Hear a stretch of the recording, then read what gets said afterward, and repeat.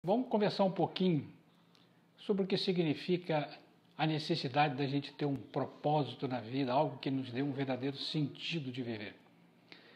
Todos nós, seres humanos, sem exceção de ninguém, temos um enorme potencial na nossa natureza. Esse potencial se compõe de talentos, habilidades, capacidades que a gente ainda não conhece, sentimentos que a gente não experimentou e, mais que tudo, estados de consciência que a gente vai vivenciando ao longo da vida. Isso tudo se constitui como um enorme potencial que todos nós possuímos. E o que a vida espera da gente? Que a gente expresse esse potencial, que a gente revele, que a gente manifeste na nossa vida esse potencial.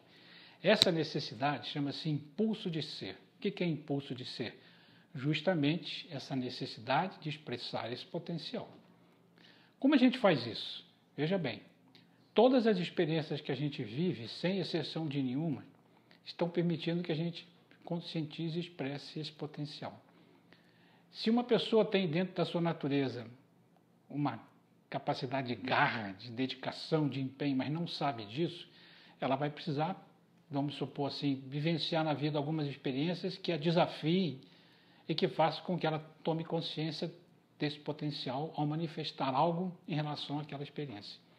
As experiências são as coisas mais importantes para a gente expressar todo esse conjunto de capacidades e talentos que a gente tem. Mas como eu faço isso? Veja bem, eu vou explicar de uma maneira simples. Se eu perguntasse a alguém, como você sabe como você é fisicamente? Provavelmente essa pessoa me diria, eu me vi diante de um espelho. Um desses espelhos de armário em que a gente consegue se ver inteiro. Olhe bem o que eu vou dizer. Quando você está diante de um espelho, a imagem que está no espelho é a sua imagem. Mas ele, espelho, não é você. Mas se não fosse esse espelho que não é você, você não poderia se perceber. Então, tudo que a gente vive na vida, todas essas experiências que ainda há pouco eu falei, elas para nós se constituem e são como espelhos, permitindo que a gente se espere e se revele o tempo inteiro. Agora, para que a gente possa organizar o processo dessa revelação, a gente precisa de um caminho, a gente precisa de um norte. Assim como você, ao construir uma casa, depois que é feito um projeto, a gente não sai construindo a casa de qualquer maneira, ela tem uma metodologia de construção.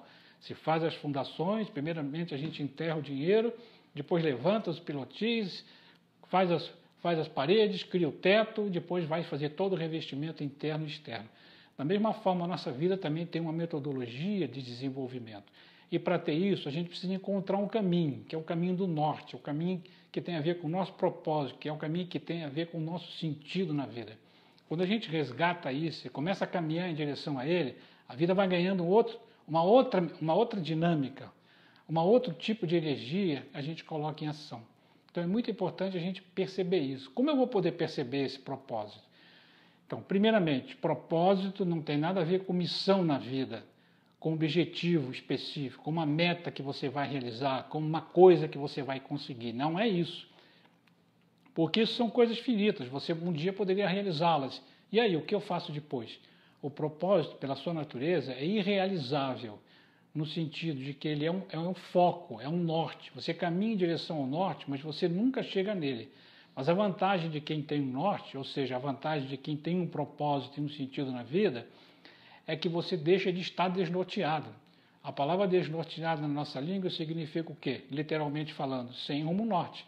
No entanto, a gente dá essa palavra um sentido de perdido, confuso, desorientado. Desorientados são os que não têm o Oriente, que é o leste. Então é importante a gente resgatar esse norte, saber para onde a gente vai caminhar. Como eu posso descobrir isso? A grande pista para isso é a gente identificar quais são os nossos pontos fortes, os nossos talentos mais importantes. Por quê? Por que eles são importantes no propósito? Porque o que você vai fazer na vida, em termos da expressão desse propósito, precisa necessariamente estar ligado à expressão desses talentos e habilidades ou pontos fortes. Por quê? Porque isso te dá prazer, porque isso te motiva de realizar. Você não vai ter um propósito na vida que seja algo que você não goste, que vai ser algo que te crie dificuldades. Então, o propósito é o que te inspira, que te motiva, que te mobiliza. Esse é o caminho do nosso norte. Então, o primeiro trabalho é identificar isso. Meus talentos, meus pontos fortes, minhas habilidades mais características e perceber que tipo de caminho na vida me facilitaria expressá-lo. Então eu poderia dizer assim, a que tipo de coisa eu poderia me dedicar, a que tipo de vida eu poderia ter, ou que tipo de vida eu poderia viver para melhor e mais adequadamente expressar esses talentos, esses propósitos em direção ao norte, em direção ao meu caminho de propósito e sentido na vida. Então você começa a identificar isso. Quando eu faço trabalho com jovens que ainda não se definiram por aquilo que vão fazer na vida, eu faço essa pergunta, o que te mobiliza, o que te inspira? Quais são os seus pontos fortes? Porque eles têm uma vantagem, qual é? Não definiram ainda, o ideal seria que a gente tivesse uma atividade, um trabalho, uma profissão que fosse relacionada a esses pontos fortes. Na maioria de nós isso não aconteceu, a gente fez escolhas, pode ser que essas escolhas sejam coerentes com esses pontos fortes ou não, pode ser que a gente possa mudar alguma coisa, não importa. Num determinado momento a gente pode fazer as mudanças que forem necessárias. Então, quando eu identificar isso, identificar esse norte, esse caminho, esse propósito, a que eu quero me dedicar e que tipo de vida eu poderia ter, então eu percebo quais são as metas que eu preciso viver para realizar isso, para ir realizando, porque eu nunca vou terminar, é um gerúndio, eu vou realizando, eu vou vivenciando. Então eu vou identificar essas metas, e as metas têm suas ações. Aí, no momento em que eu identifico isso, eu tenho uma realidade atual, que é a realidade da minha vida, seja ela qual for. Tenho uma realidade relacionada ao norte, que é o caminho que eu quero trilhar. Entre as duas existe uma diferença, existe um gap. Então eu vou perceber todas as coisas que eu preciso fazer para sair da minha realidade atual e ir caminhando para a realidade que eu quero viver em termos do meu propósito, do meu futuro, do meu norte.